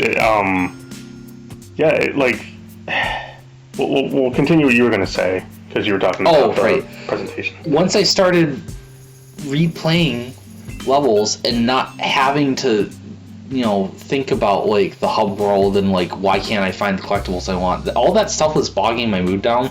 That, and like, as a quick aside, you have to go to the boss gate and then it tells you to go back to get the keys. Yes. I don't care that you can warp to whatever like challenge gate you want. What is even the point? Yeah. Just tell me to get the keys and then go there. Just tell you right then and there. See, that kind of stuff kept bothering me. But once I was just able to replay levels I wanted and start focusing more on like speed running, I instantly had way more fun with the game. I was like, oh yeah, it's like Sonic Generations again. So, just go, if you haven't played this game yet, but you plan on, just go through your save file as soon as you can, and then you can enjoy the game, which is the case with most Sonic games. Like, you get the most enjoyment out of replayability, At least I do. Like, yes, the story of certain games is cool, but like, I don't need a new playthrough. I don't need to start a new save file to appreciate the story. Oh yeah. I just don't think it's worth it with games like this or Unleashed or 06. Well, the thing, especially with like a story, is like you go through it once, you kind of get the point. But like, I feel like there's some people who would start a new save file for the sake of speed running, for the sake of like collecting certain things depending on the game. Like that's a different thing altogether. Like you don't have to make a new save file. I mean, like I'm thinking of this too. It's like I went back to Sonic Adventure 2 recently. It's like, and I just had fun. I didn't care about the story. I just cared about the stages, and I thought like, oh yeah, remember when you have to do this in the story? Oh, that's cool and stuff like that. It's like, I don't need to play the story again. I know the story. Right. I definitely do it just because I like the story, but like, you don't have to do it. At the end of the day, the game just has good level design. It's the best level design we've had since Generations, which again makes me like depressed about my life in general. Because why has it taken this so? Why is it taking taking so long? And why is it going to take another 7 years? Yeah. You have to remember too. For all the Sonic games I have, for Sonic Shadow and Silver Generations, it will never happen. I know. I would like it to happen, and it won't. Well, what even would you do for a Silver Generations Crisis? You already got Crisis City. You would do the other 706 stages that they haven't done, and you have some special stages for the Chaos Emeralds inspired by Sonic Rivals and Sonic Rivals 2, which I recently found out never came out in Japan. Really? Nope. Huh. Okay. That shows you how important they are. What the fuck was I gonna say? Shut up about Sonic Rivals, Ryan. Level design's just good. I don't know. Like, there's like the one level I don't enjoy out of the main acts is Chaos Island Act 2. But all the other 11, Chaos Island Act 1, all of like Radical Highway, all of Rail Canyon, it's just good. I asked myself while playing them, like, is this something I could have seen in like 2012 as like Sonic Generations DLC? And the answer was, given all of Shadow's new powers that I surprisingly like, it's better than that hypothetical scenario. So this is a worthy follow-up. Yeah. It's just, you know, it's hard not to think about, like, why was Lost World the way it was? Why was Superstars the way it was? I didn't even like the game that the Mania devs made after Mania. I couldn't get into Penny's Big Breakaway.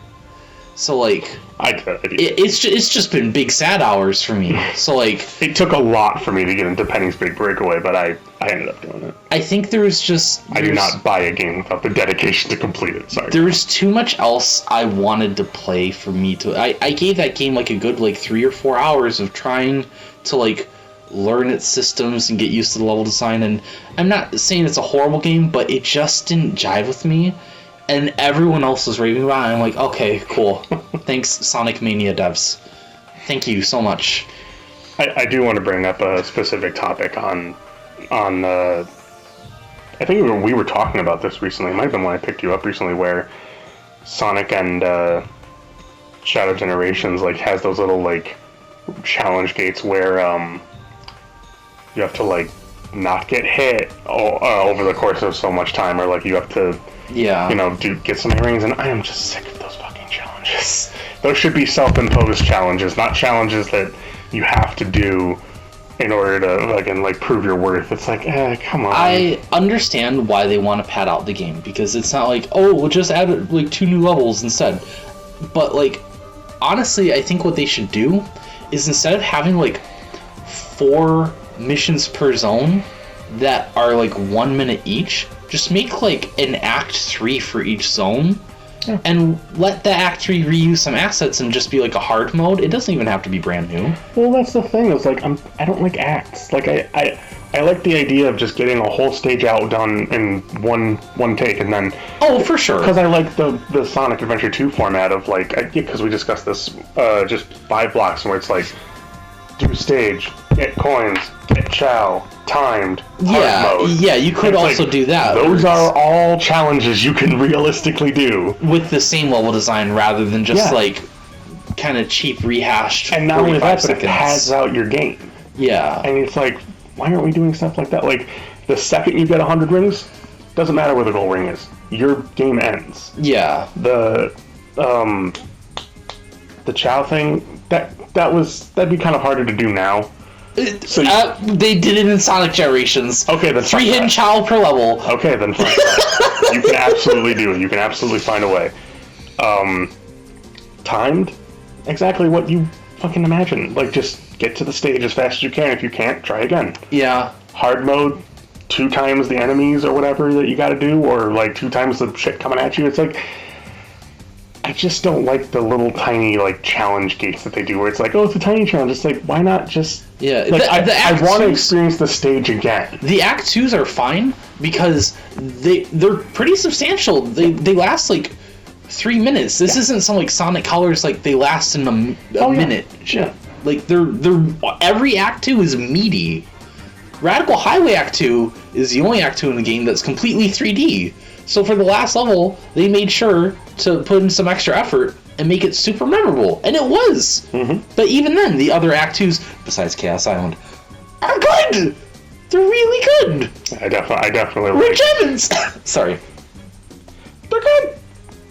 But, I definitely remember liking both Kingdom Valley 1 and 2. I did like those, but, yeah, it just... I don't know, it's just my style of format, because... I don't know, it just doesn't jive with me, but that's not to say it's awful, it's just not my cup of tea. Yeah, it's just, it kind of feels like, I think they're almost making more effort to put in less effort, I guess. It's like, you're doing more to effectively get less. Yeah. Like we had a good format going, you can just put a timer there. Like, just, it doesn't, I don't know. But, I just, like, I'm just so surprised that I don't have more issues with this game. And I'm glad you don't, because I kind of enjoyed my first playthrough, and I was like, I didn't hate the game. You would enjoy it more once you start replaying. You really would. I bet. Because I had a lot of problems with, like, instant deaths and everything, and I was just kind of focused on blasting through the game. But, like, yeah, I was too. And then, like, for the first time, last night was the first time I really enjoyed the game, because I had already beaten the game. cannot stress that enough. I remember you told me, like, don't delete your save file. But I wanted to start a new one anyways because I realized we're going to talk about this on the show. I should have experience with it. Yeah. Why did I do that? Why? It's alright, but it's just, I can't believe how long this show is, to be honest. I thought we'd be done by now. I mean, there's not a lot left. Yeah, there's not a lot left. We'll probably blast through it, but care to move on to the next thing? Let's stay on Sonic. We never talked about the Sonic 3 movie trailer. Yeah. I don't have interest in seeing this. You are going to drag me to the show. We will talk about it on the show. It is inevitable. Ever since the Sonic 2 discussion even happened, this was inevitable. Ever since the post-credits scene where I heard that magic little 3-lettered word, ARC, I knew my cum was doomed. Okay, And let's I was like, let's take it easy. No, look, let me be clear. Yeah. I don't think it looks bad. I think it will probably be the best film out of the 3 so far. It was pretty enjoyable except for the Bridezilla parts. Sonic 1 has good moments, it's not for me. Sonic 2 has good moments, it's not for me. I think Sonic 3 is going to have a couple really good moments, and it ultimately won't be for me. But, like, at least I'll probably enjoy it more than the rest. I gotta be honest, though. Like, I know I'm an asshole, and I can't enjoy things, and I hate fun, and I don't like anyone who enjoys fun. I never expected Gerald to be put in front of a fucking firing squad, okay? Him being played by Jim Carrey, being just as silly as regular Robotnik, maybe more than it should, but it does, like, it immediately struck a nerve with me. Oh yeah, it struck a nerve with me as well. But, like, you know, they're allowed to do different things with Gerald. It's for just, sure. Well, it goes back to the thing we were talking about with Shadow Generations, is that Shadow's story has a hint of sadness behind it. So when you give Gerald this goofy persona, you're just like, right. What? But one, you don't want to make it as serious as SA2, which I completely understand. And two, you'll have to tell me if I'm making this up out of nowhere, but I feel like I remembered that there were hints that Shadow was not created in the movieverse. It will be that he's been found. I mean, they haven't said one way strongly or the other, but like... Okay, I think that was like a fan theory then. But I could see that happening, and I wouldn't be upset about it, because, you know, in SA2, Shadow being in the shadow of Sonic, who's kind of like the quote-unquote true ultimate life form in a thematic sense, that does definitely play a part into his character, but I don't think that defines Shadow as a character. It's what happened on the arc 50 years ago that defines his character. So as long as you give Shadow some tragedy to overcome, it doesn't even have to be the same tragedy. I think you can keep the spirit of Shadow's story in movie 3 without being SA2 Redux. Well, here's the thing that has to happen. Maria has to die. Yeah. She has to pass away via some tragic event. It's not enough Shadow for her has to feel be wrong. In danger. Yeah. The whole point of SA2 is Shadow confuses Maria's message. He thinks he's fulfilling her wish. He thinks that killing all the humans is saving them, because that's his twisted mind. He thinks that, like, he's like, I promise you revenge. Yeah. And it's like, okay, so that's what he thinks is right. He has to eventually realize that is not what she wanted. And that's not too hard to do in a movie like that. Yeah. But, like, it needs to be some sort of thing where he has basically his finger on the pulse of world domination or world destruction, and they stop him. That's really all I'm asking for. And it's like, it's not hard to do. They just have to give him a tragic backstory and everything, and I don't like the goofy Gerald Robotnik. In the saggy fish. Yeah. Every time I think about that, I want to kick a dog in the face. I'm not saying that's right. It's just what happens to my body. That's fair. That's completely fair. An orphaned puppy. In the rain. But it's just like, for me, this is the man I saw in front of a firing squad saying, "All of you ungrateful humans who took everything away from me," and now he's Goofy. And I get that. I don't like it either, but it's like... But they can also give that moment to Shadow. They can. It's not hard to transfer it. Because he went through the same thing. The problem that I have with it is... I don't... And this is my problem with, like, kids' movies. It's like, remember when kids' movies could be a little dark? Well, you know, I was actually just about to bring up, in the trailer we see that, I will always forget his name. Donut Lord. What's his name? Tom? Tom! Yes. We see that Tom is, like, working with the government in, like, trying to stop the crisis. We see him scream at some point. He will be in physical danger at some point in the movie. And now that this Sonic has an established relationship with him as, like, a parental figure, Sonic is going to have a personal vendetta. He's going to be angry at Shadow. SA2, I'm not saying, like, oh, why did the game have this? But, you know, in SA2, Sonic never really goes, like, it's never really personal between them, besides, like, you guys are trying to destroy the world, I guess, right? But, like, in a personal way, besides just fighting for the people and fighting for the world, Sonic never has any, like, personal angst against Shadow. He didn't need it in SA2, but I think that would be cool to see here, because we already have a different take of Sonic that has more personal stakes that we see on screen, emotionally at least. Here, I think that would be cool. I don't really know where else I was going with that, besides it will be cool. Here's what I want from this movie. I want the arc. I want it to be a part of the story, not just like a mention of like, oh, this is where we found Shadow, and now he's on Earth. It's like, oh no, in the trailer you see the arc on Earth, so like you're getting that. Oh, on Earth? Yes. There's an overhead view of a city. I think it's implied to be in Tokyo, because we know Tokyo's in the movie, but like the arc is like sitting in like a river or a lake with like the city surrounding it. So like I don't even know if it's ever been in space, or maybe like it was and then they brought it back down, but it's not some huge space colony. It's definitely huge. It's like the size of a city. That shoots a lot of shit in the face for that then, because one of the main this is what I was thinking of, was because you could do the whole like what is it? Fuck. Bio-lizard? Not just bio-lizard, but Eclipse cannon? The fact that the thing is rocketing towards the planet and it's going to destroy the planet. That's what I was thinking. And, like, you could do the whole ending where Sonic and Shadow have to team up, use Chaos Control to teleport the Ark out of there. They can, but I think if I wasn't huge on, like, the climax of Sonic 1. I thought it was kind of one note. But 2. Sonic 2... No. I mean, I wasn't big on Sonic 1's climax. But Sonic 2's climax was really good. Oh.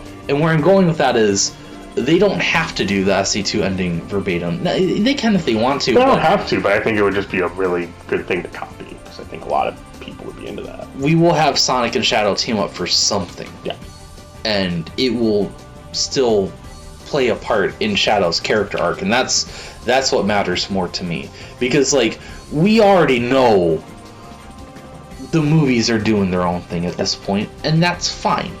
Let's keep that going. We can borrow thematic elements from SC2 and tell an original story, you know? Will you be upset if, after the credits, there's no words, it's just darkness, and then suddenly a Doom Eye opens, and then it just fades to black? I would be very excited, and I would hate myself for it. Because Black Doom is cool. Hashtag fuck you. He is cool! No, I'm just saying, like, that in movie form. Like, just, I don't know. I don't see how drastic of an art style change they would give him, really, compared to, like, the blobby little Sonic characters, I guess. But again, I'm not really excited for any of the Sonic movies anymore. I wasn't really excited in the first place, but yeah, I'll probably get some enjoyment out of Sonic movie 3. The last thing I want to bring up, though, this is not a serious nitpick of the movie. Put down your pitchforks. I'm not, like, exaggerating here. It's just a little, like, detail I thought was funny. In the trailer, Shadow twists Knuckles' arm, but it's not in the direction that would break Knuckles' arm, and I completely understand in retrospect why you wouldn't want to put that in like a rated PG movie, because that gets, like, you know, not like gore or like body horror, but like that's like a serious injury, and you don't want to you don't want kids to be like. So I completely understand, and again, this is not a complaint, but I just think it's funny that like Shadow just turns his hand kind of fast, and you hear a bone crack sound, and Knuckles screams and falls to the floor. That is cosmically hilarious to me. It's so funny. Do you think the joke is that he's going to get up and be like, oh? I would be surprised if they acknowledged it. I think... I mean, they could. Knuckles will get up, and... I want to... And he'll say, I'm fine, and then behind him will be a voice that says, in the saggy flesh, and then I'll walk out the theater and go watch, what else is going to be in theaters this winter? Probably some Christmas shit, I don't know. Christmas with the Crank Your Hogs. You're going to walk out the theater, put your head against, like, a fucking column, and just be, like, slightly banging it, just like, fuck. Slightly? Fuck. What do you mean slightly? But you won't be, like, pile driving your head into it. Citation needed. Okay. When were you the expert on head injuries that I would cause myself? On what Drew does and does not like about Gerald Robotnik in Sonic Movie 3. But I do predict I'm kind of actually wondering if we're going to see another reference to, like, the tornado. Oh yeah, that thing. That was technically in Sonic 2. I consistently forget that Sonic was the one who had a plane in the first place. Yep. Which is I like that Sonic has a plane. I think that's fun. They never do anything with it, because now it's Tails' thing. Yeah, it's Tails' that he does once every 18 years. I will talk about this for less than a minute. Animal Crossing Pocket Camp is a game that you didn't know existed, and I'm going to teach you what it is. It came out like, I don't know, somewhere between like 2017 and 2019, before New Horizons. It was when Nintendo was doing their like mobile game stuff all over the place, with like Fire Emblem Heroes and Mario Kart Tour, Dr. Mario, something or another. I remember it. I remember the app. Dr. Mario in Manhattan. But Super Mario Run from the Cops. I thought it looked really cool that, it's Animal Crossing on your phone. There's like villagers on your phone, and you get furniture like on your phone. Mm-hmm. And then the microtransactions came in. And it was... I don't know if it ever got as bad as like $40 for Diddy Kong and Mario Kart Tour, but like they weren't transactions you could really ignore, from what I heard, and that immediately turned me off the game. A couple months ago, out of nowhere, seemingly, this might be because Europe has recently been trying to pass laws on game developers not just completely shutting down like online service games for the sake of like historical preservation, which I really support. And you know it's going to take America and Japan like 30 years to get on board with this shit, because companies won't budge. But like Europe is pushing this shit, and I really like that. I wonder if Nintendo is kind of like jumping the gun on this before we even find out whether it's going to be made a law soon or not, just because like this stuff's been in the news. But Pocket Camp will be shutting down. You can't play it online. However, you're going to be able to get a new version of it on the App Store. I think it's going to be $20. Okay. No transactions. So you get to play a video game. Yeah, I mean... Dude, awesome. That's like, I can't like undersell this. There's no sarcasm here. That's just great for the sake of historical preservation and just like, yes, I would love Animal Crossing without microtransactions. That game that I've played before, now it's on my phone and there's new stuff that I don't have to pay real money for because I already gave you money for a good product. Oh my god, economics. All right. But back to another game about economics, or well, something that you don't have to pay real money for. What the fuck are you talking about? TCG Pocket. Oh yeah. I could never get into Pokemon Go. TCG Pocket is just really good so far. I've had troubles with Pokemon Go simply because I didn't always have the best phone and the best connection and stuff like that. But even when I did, it took up a lot of space. It took up a lot of space, and I don't find Pokemon Go's gameplay fun. No. Catching Pokemon is okay. Battling is horrible because you're just smushing your screen in different shapes. There's strategy to it, there is, and like what Pokemon you choose and what attacks they have and their stats, but battling itself is not fun. And there's not too much else to do with your Pokemon. So, I couldn't get into Pokemon Go. I tried like 5 times, man, ever since it came out, like 2016 or whatever. I remember there was a time, like, within the past, like, 3 years or so, you said, like, oh yeah, I downloaded it again. I was like, why? I downloaded it again a couple months ago when I got this new phone. In what, that was like September or August, and I played it for a day, and I lost interest like a couple hours later once I got done like with groceries. TCG Pocket is way more fun because collecting cards is inherently fun.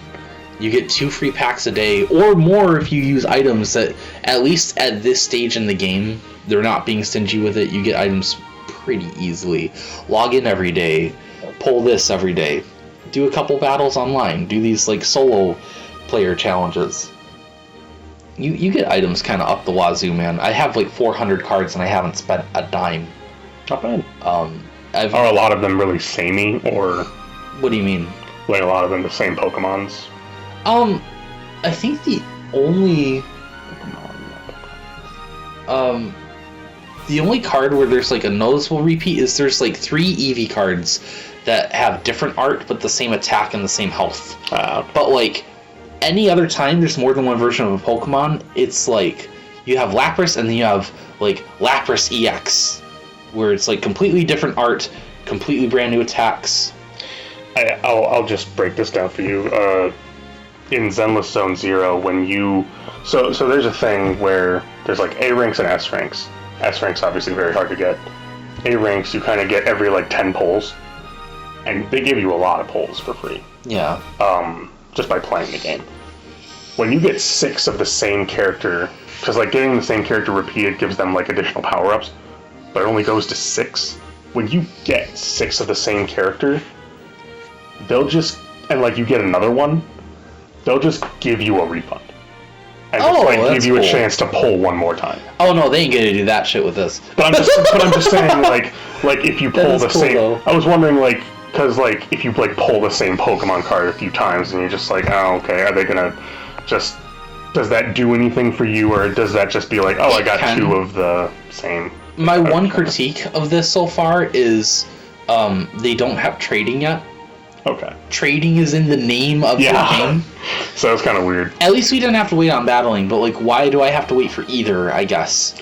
But I have to imagine it'll come within a couple months. It's part of it. They might want people to build up collections. That might be why. I have to imagine there's a strategic reason for it. I don't think it's because it's not ready. But well, they're probably going to want to put out some like maybe like event exclusives or something like that, for just like some sort of things where they're like, oh, now you have a sizable amount of like so many legendaries or something, and people may trade for those. It's like, okay. That's my one critique so far, but I forgot the other thing I was going to say. Oh, yes, if you have repeat cards, one, in your deck, you can have 2 of the same card, and that works out for strategic purposes. Yeah. Like, if I don't have enough fighting types, I can use, like, 2 of this Pokemon so that I can use the same good strategy twice. But also, more importantly, if you have enough cards of a Pokemon, you can trade some of them in such that they will always leave you with at least 2, like 1 for yourself and 1 for trading, probably. But extras will go towards giving cards like a shiny foil on them, and like the more you trade in, the different patterns you get. So like it's not super important, it doesn't do anything, it's just cosmetic, but like it's cool that you can do that. It's cool they even thought of it. I have a few questions. So this game, is it just battling online, or is there like a loose story? Oh, there's no story. Okay. So there's no like you're just collecting and battling. Minute-to-minute campaign or anything like that? Okay. No. No missions. Okay. The second thing I was gonna ask, I was trying to fucking remember. Damn it.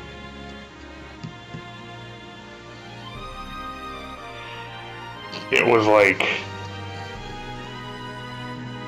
do you think they'll bring this to Nintendo Switch? Or do you think it's just better? You know that I didn't even think about that. Yeah, because Cafe Remix and Unite have versions on Switch, and Quest, the Cube one that they made for some reason. It is certainly possible, but like it doesn't take up the storage that Go takes, because Go has to store like maps of everywhere you go and Pokestops and like all the raids that are going on. TCG Pocket will never take up nearly as much space, if that's why you're asking.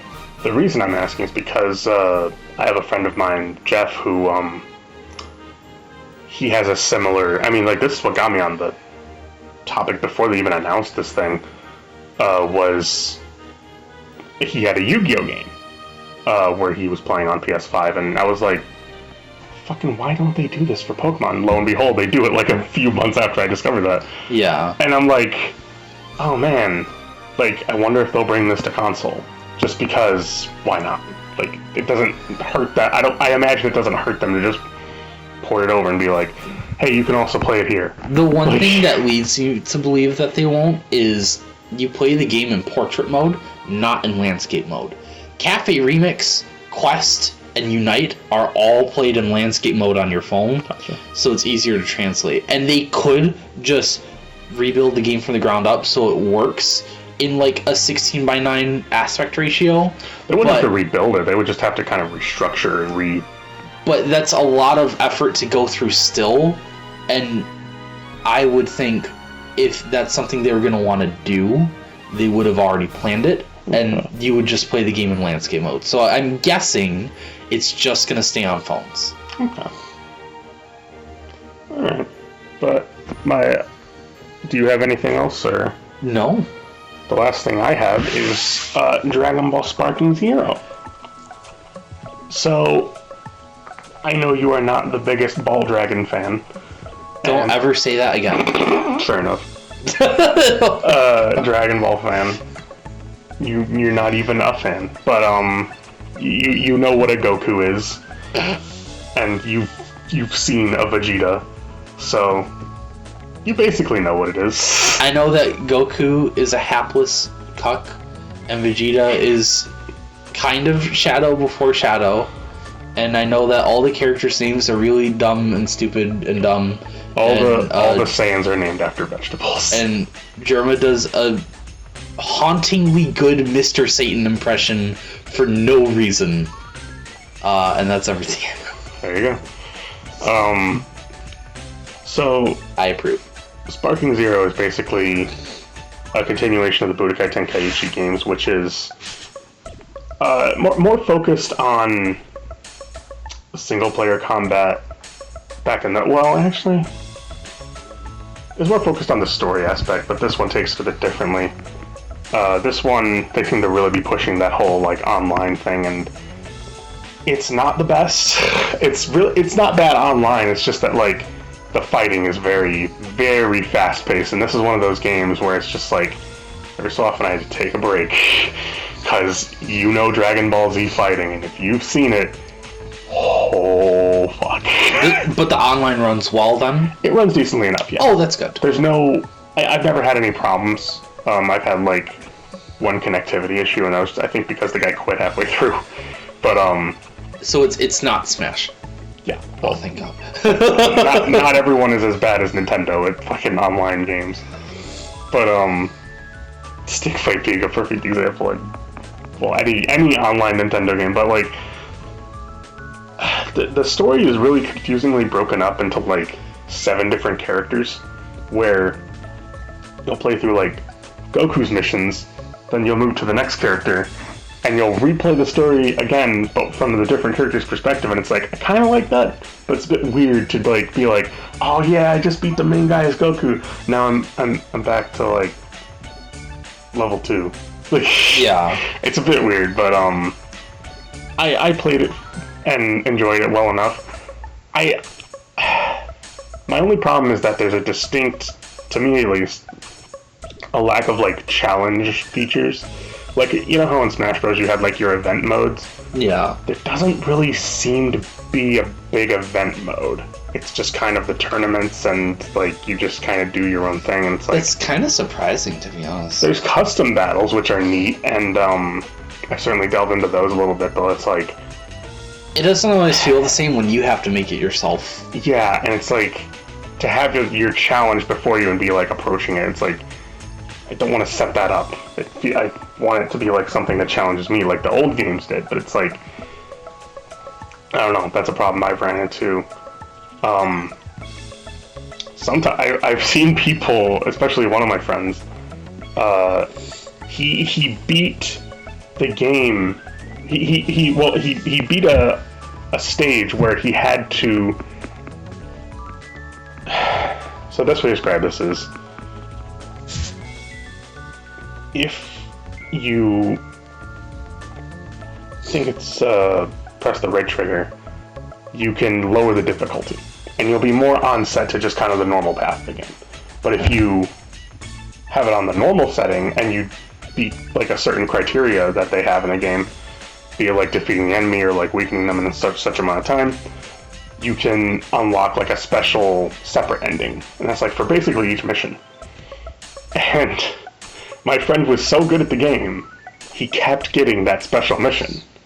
And I was like, he couldn't figure out that, oh, he's doing it right, but wrong. And it's like, and I was like, lower the difficulty and try it. And so he lowers the difficulty and he's like, oh, that worked. He was too good at the game and doing it too well, and therefore he couldn't progress.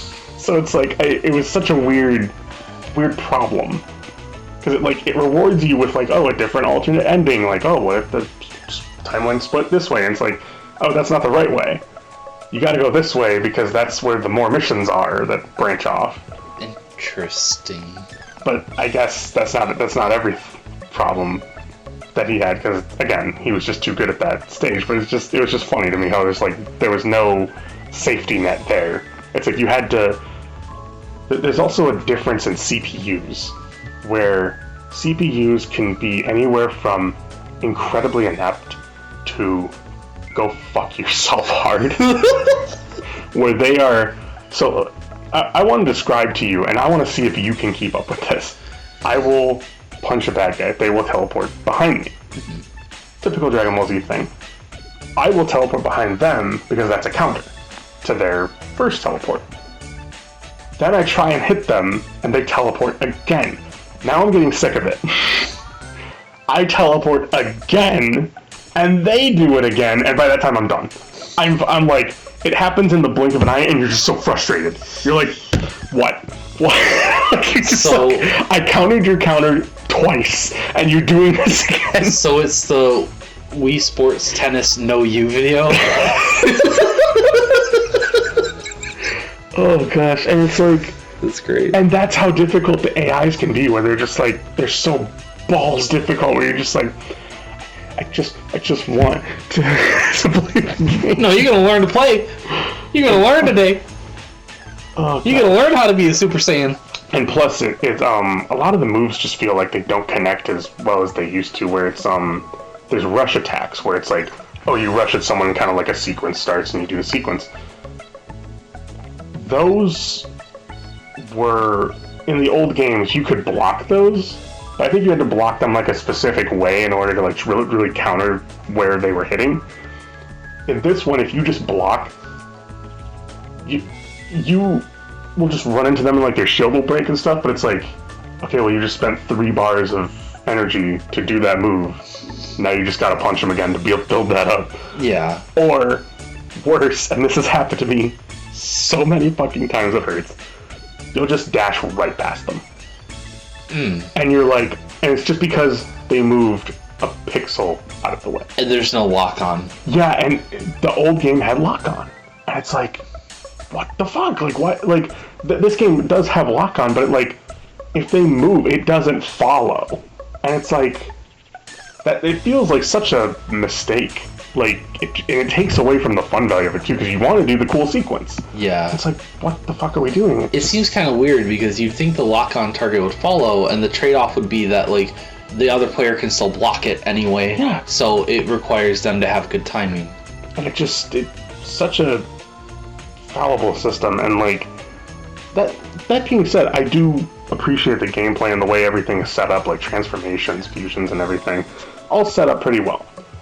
My only problems with it, sadly enough, are down to some of the gameplay elements, which, again, depending on your CPU, can either be dumb as fuck and easy bitch easy, versus hard as balls. And it's like, you don't know which of the two you're gonna get, because even if you have it on the normal mode, there's a certain like level scaling to this, where it's like I said, you will like, depending on like certain missions where it's like low stakes, they're a bit easier. Certain other missions which are high stakes, they get super hard, and you have to deal with that vanishing stuff over and over again. You're like, but it's funny. It takes me out of it immediately, and like after 7 matches, I have to step away from the game, because I'm like, I can't deal with that all at once, because my brain is so focused on the game that it's now hurting. It's like, I am so into it that I have to look at every single thing going on, and I'm like, so and I'm not the only one that's had this problem. I looked it up, and a lot of people are having some gripes. They're feeling a bit cheated, like it's not the game that they were promised. But for the most part, it is. It has a lot of the characters. It has more characters than ever, and there's still DLC to come. But it's like, it just feels like it's missing modes too, like extra shit to do. There's the story mode, sure, but then there's just like, the old games had like little like tower missions you could do, like, oh, fight Master Roshi's students of Yamcha, Krillin, and Goku and stuff like that. This game doesn't really have that unless you make it yourself. Yeah. And I don't get that. Is there any indication that DLC will come with extra modes? None that they have said, but it just, that's kind of why people are upset. There's nothing that's being said as far as new modes, and that's kind of the big problem with it all. And it's like, gathering the Dragon Balls too in this game, it's really fucking like defeating, because in the old game when you gathered the Dragon Balls, because they were the old games, there was 1 set of Dragon Balls. Now there's 3. Granted, technically there were 2 sets, but they only ever really used 1 in the old games. There are 3 sets now. There's the Dragon Balls, Namekian Dragon Balls, and Super Dragon Balls. And if you gather the normal Dragon Balls, you basically just boost up your character. And that's it? And like, I was like, this was like the pinnacle of like Dragon Ball Z games. And what you would do in the old games when you did this is you could typically like wish that you unlocked that character.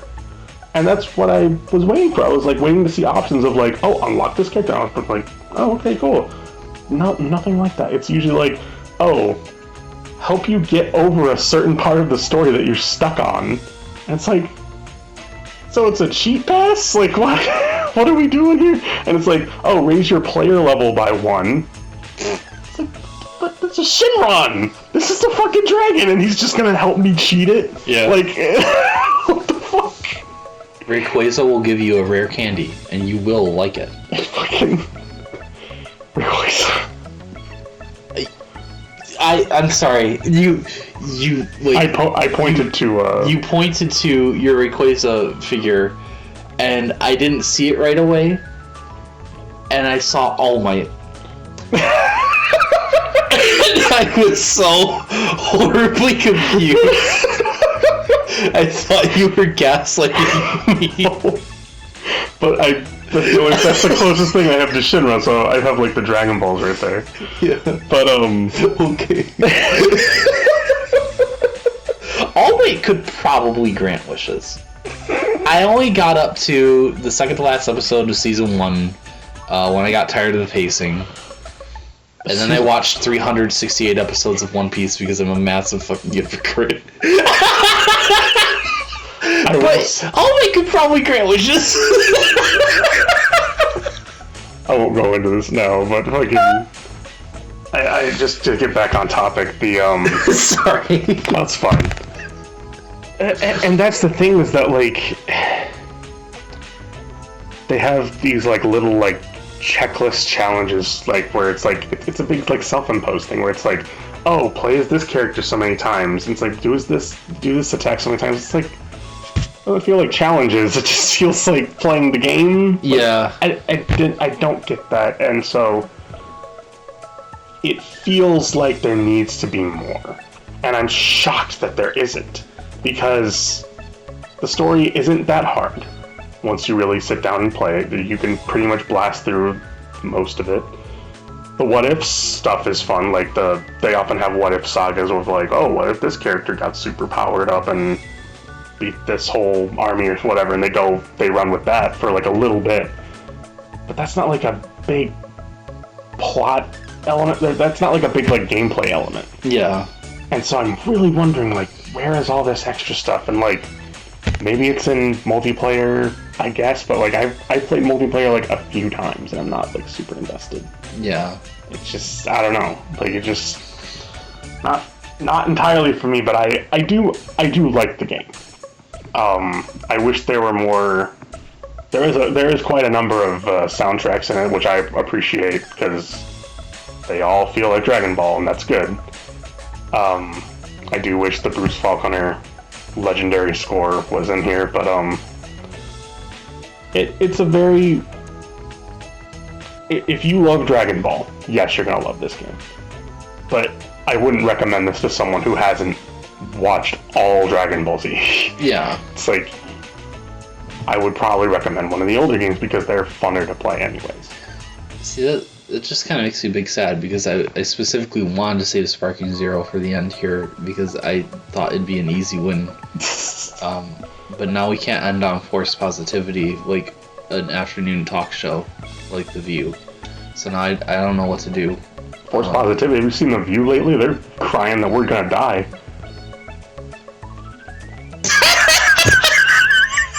Whoopi Goldberg is losing her hair. Because Sparking Zero doesn't have extra modes! Alright, show's canceled.